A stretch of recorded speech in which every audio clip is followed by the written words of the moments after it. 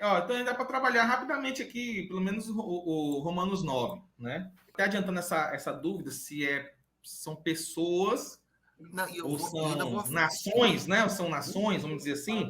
Vou te complicar um pouquinho mais ainda. É aquela questão. Não só isso. Assim, ok, é indivíduo ou é povo? Porque o apóstolo Paulo parece que está falando de indivíduo, só que ele está usando versículos do Antigo Testamento que não falam de indivíduos, eles falam de povos. Porque quando ele está usando as passagens, principalmente dos profetas, ali não está falando de um ou dois. Ele está usando Jacó e Esaú como sinônimo do povo de Israel e do povo de Edom. E aí, o John Wesley estava certo? As pessoas, elas... Olha, tem tanta falha argumentativa aí, nessa abordagem. Por exemplo, quando Paulo ele cita a justificação pela fé de Abraão, só para citar um exemplo. Quando Paulo cita a justificação pela fé de Abraão, ele cita Gênesis 15. Só que Abraão tinha sido justificado já em Gênesis 12. Agora eu vou dizer que Paulo está errado, porque citou Gênesis 15, não Gênesis 12. A questão, eu inclusive já vi o Berkoff comentar sobre isso, que ele fala assim, que o Espírito Santo usa os textos da forma como ele quer. Porque a gente não pode... Isso aqui é mais avançado, mas eu vou dar a explicação também da hermenêutica moderna. Tá?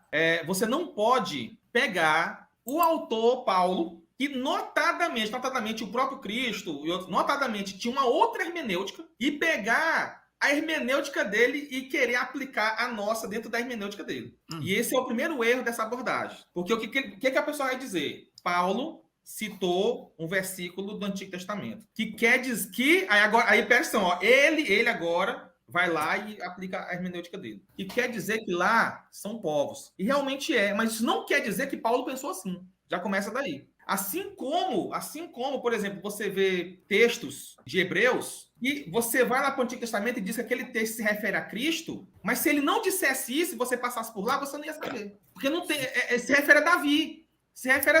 Aí você fala, não, esse texto aqui se refere a Cristo. Por quê? É o Espírito Santo que disse aquilo dali. E a Bíblia é a palavra de Deus. Então o Espírito Santo ele usa a Escritura da forma como ele quer, para mostrar o que ele quer. Não há a hermenêutica dos apóstolos, não é a hermenêutica nossa, não. Não adianta pensar dessa forma. Porque o texto do Antigo Testamento se refere a isso. Né? E isso basta você ir lendo o Novo Testamento e você vai ver as várias interpretações que não só Cristo faz, mas os apóstolos fazem, de textos do Antigo Testamento, de forma totalmente aleatória, texto fora de contexto. Você vê isso de forma decorrente, né? Assim, mas, tratando agora da hermenêutica moderna, é importante a gente ver que Romanos 9, ele não cai do nada dentro de Romanos, não. E essa divisão de capítulos, ela também não existe no texto original. Então, é um tripão só. Não, claro, isso é evidente até porque, por exemplo, eu falei sobre Romanos 10, né? E eu falei um pouquinho sobre Romanos 11 também no dia. Só que, assim, obviamente, a gente fatia, porque a sessão toda seria, pelo menos, ainda fatiando, seria 9, 10 e 11. Isso. Assim como as parábolas lá, da dracma perdida, da ovelha perdida e do filho pródigo, né? Que é um conjunto só de parábolas. Um conjunto só, mas a gente acaba lendo elas separadas, só que a gente acaba lendo elas separadas. Essa divisão, ela é humana, né? Ela não é infalível. Não estava lá no texto original. E você vê Paulo já tratando no texto de Romanos 8, veja bem, que é o 9 é a continuação do 8. Aí você não precisa nem dizer, né? Como diz tem até um estado no exército que diz o seguinte: o óbvio é o óbvio, só na hora em que é dito, né? Porque às vezes o negócio tá óbvio e tu pensa, não, isso aqui eu não preciso dizer, porque é tão óbvio, não. Aí tu vai ver a pessoa errou no óbvio. Não, ou seja, uma coisa que todo mundo deveria saber. Aí eu digo assim, o 9 é a continuação do 8. Eu tô dizendo uma coisa óbvia, redundante, mas que as pessoas às vezes não se atentam. Elas pensam que não, acabou, que dali agora começa uma nova sessão. Não, que começou a nova sessão o quê? E o texto de Romanos 9, ele vai dizer o seguinte, Romanos 8, lá no versículo 29, esse que é conhecidíssimo, ele vai dizer o seguinte, porque os que dantes conheceu, também os predestinou para serem conformes à imagem de seu filho, a fim de que ele seja primogênito entre muitos irmãos. Então veja que o texto ele falou os que dantes conheceu. Ou seja, o que é esse os? Aquelas pessoas que ele conheceu de antemão. Não foi nações, não é uma massa amorfa. Deus conheceu pessoas.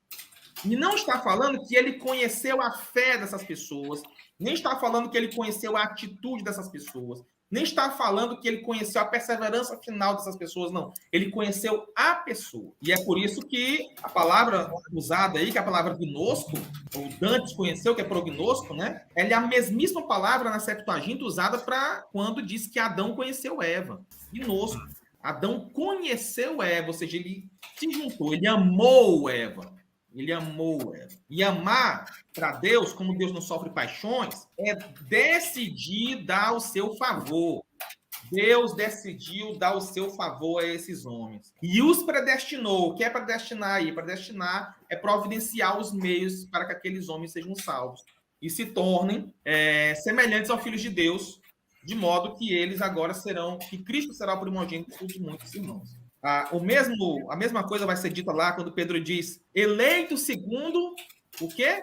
O pré-conhecimento de Deus, que nas Bíblias, na maioria das Bíblias, é traduzido por presciência. E isso traz a ideia de presciência, de prever futuro.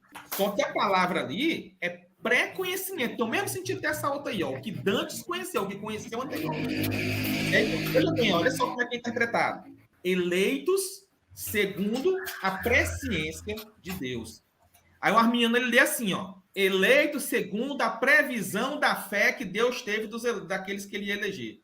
Olha o nível de deturpação, porque o texto não tem nada de fé, não traz nada de fé no texto. É uma inclusão que fazem no texto, uma inserção que eles fazem no texto. E o texto diz que Deus conheceu pessoas. Não é uma previsão do que a pessoa fez, não tem nada disso, é eleitos segundo a presciência de Deus. Essa eleição é a predestinação aí, ó. Os que dantes eu a esses elegeu, ou seja, a esses predestinou. É a mesma coisa. Então, o alvo dessa presciência não é a pessoa, mas é o que Deus... Deus não, o alvo dessa presciência não é o que a pessoa fez. O alvo dessa presciência é a decisão divina conceder o seu favor, que é o amor. Sim. Amor de Deus. Sai da presciência no homem para ir para Deus. Entre aspas. Como é? Você tem esse pré-conhecimento que não é em relação ao que a pessoa vai, como as pessoas iam reagir, mas é em relação ao que Deus decidiu. Exatamente, então, em relação ao que Deus decidiu. Porque conhecer aí é amar, é se tornar um. Porque a Escritura diz, a salvação é esta, que conheçam a ti, o único Deus verdadeiro, e ao seu Filho a quem enviaste. E Jesus Cristo vai dizer o seguinte, vós agora não sois mais meus servos, vocês são meus amigos. E que eu seja um com vocês, assim como eu sou um com o Pai. É isso que é conhecer. É se tornar um. É como Adão conheceu Eva, eles se tornaram um. É o que a Bíblia diz. Adão coabitou com Eva e os dois se tornaram um. E o homem, quando ele conhece a mulher, ele se torna um. Né? Quando os dois se casam, né? Eles se conhecem. Eles se tornam um. Aí tem a figura de Cristo e a noiva. Né? Ou seja, tudo isso se fecha. Pô. Então são pessoas. Deus amou pessoas. Deus morreu por pessoas. Ele amou, né, aquele que ele salvou. E aí, quando a gente chega em Romanos 9, né, ele vai falar assim, quem tentará acusação contra os escolhidos de Deus, né? É Deus quem justifica.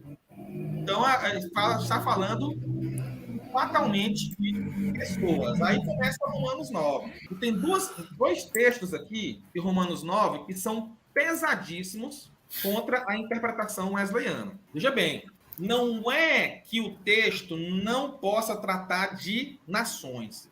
A questão é que se o texto tratar de nações, não anula o fato de que trata também de pessoas. Não é uma dicotomia. E é por isso que Paulo ele começa falando da eleição de Israel. Ele diz o seguinte, em versículo 6. Não que a palavra de Deus haja faltado, porque nem todos que são de Israel são israelitas. O que ele está dizendo? Nem todos dessa nação eleita são os eleitos de Deus. Olha só a matemática da coisa. Então, quando ele fala das nações, Esaú, Jacó, ele trata de nações e também trata dos eleitos.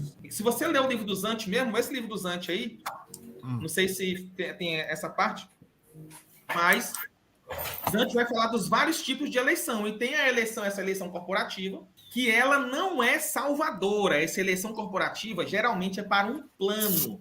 Israel, por exemplo, ela era eleita para um plano. Israel foi eleito para quê?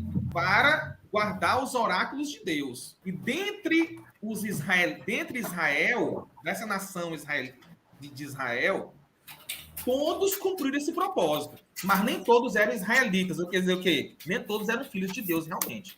Nem todos eram eleitos. Romanos 11 também vai falar a mesma coisa, tratando desse mesmo aspecto. Nem todos que são de Israel são israelitas. Ele vai dizer, ó, aí continua aqui no Romanos 9, versículo 7. Nem por serem descendência de Abraão são todos filhos, mas em Isaac será chamada a tua descendência. Olha o que ele diz aqui, ó. Nem por serem descendência de Abraão, versículo 7 de Romanos 9. Quem é a descendência de Abraão? São os israelitas, né? Aí ele vai dizer o quê? Nem por serem descendentes de Abraão são todos filhos, ou seja, eleitos. E aí ele vai dizer, isto é, não são filhos da carne, que são filhos de Deus. Todo o tempo falando de pessoas. Agora vamos lá. Aí ele vai dizer o seguinte, como está escrito, amei Jacó de Esaú. Que diremos, pois, que há injustiça da parte de Deus? De maneira nenhuma. Né? Aí, aqui eles dizem que é nação. Olha só o que diz aqui, ó. Que diz aqui no capítulo, aliás, no versículo 24. Você vai ler o texto todo, aí ele vai dizer o seguinte, não tem um oleiro poder sobre o barro, da mesma massa fazer um vaso para honra, outro para desonra, aí eles vão dizer que isso é tudo é nação. E que direis se Deus, querendo mostrar sua ira, dá a conhecer seu poder, suportou com muita paciência os vasos da ira, preparados para a perdição, para que também desse a conhecer as riquezas da sua glória nos vasos de misericórdia. E aí o que diz o 24? Os quais somos nós. Nós quem é eles, pô? Quem está falando de si mesmo? A quem também chamou, não só dentre os judeus, mas também dentre os gentios. Me diga, esse versículo 24, ele está falando de alguma nação específica? Não é das pessoas. Somos nós. Deus chamou, aqui ele está dizendo, ó, Deus chamou pessoas dentre os judeus e chamou pessoas de dentro dos gentios. O texto, ele é muito claro, que ele, embora você pegar essa interpretação, trazendo ela para o Antigo Testamento, que lá no Antigo Testamento esse versículo se refere a nações, Paulo não se limita a essa interpretação a nações. Você vai ver isso no decorrer do texto, a partir do versículo 6, quando ele compara a nação de Israel com os filhos de Israel, ou seja, nem todo que nasceu em Israel é israelita, e ele não está falando da questão, tipo assim, porque existiam pagãos dentro dos israelitas. Não. O que ele está dizendo é que nem todos os filhos da carne eram filhos de Deus. É isso que ele está dizendo. É só ler o versículo 8. Aí ele entra nessa questão de Esaú e Jacó, e ele conclui dizendo o quê? Que somos nós. Ou seja, aqueles que são os vasos preparados para a misericórdia. Somos nós, aqueles que Deus chamou entre os gentios e entre os judeus. Aqueles já são pessoas. Eu não posso me referir àqueles, a nações. Não com uma massa amorfa, mas com algo indefinido.